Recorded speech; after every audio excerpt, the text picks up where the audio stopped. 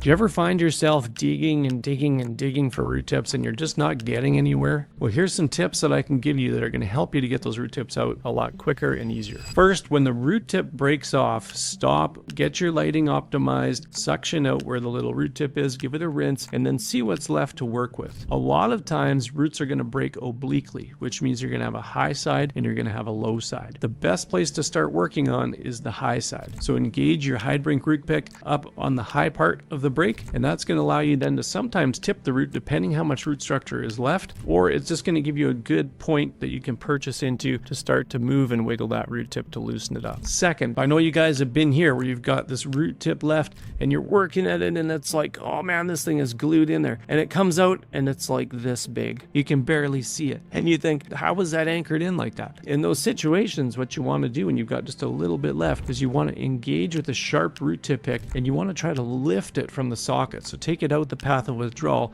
and sometimes you'll see this because you'll accidentally do it and you'll hit just the right angle and all of a sudden that root just pops out like it was nothing. Finally, if you have a tiny little piece of root tip left, you can take a sharp root tip pick, you can engage that root structure, and then the motion that you want to make is kind of like a rotational movement. So you try to lift but also spin the root. So you can imagine that if you have something that's stuck in a hole, if you twist it, you get a lot more force on it, and the twisting motion actually can help to unseat the root tip and lift it up and out.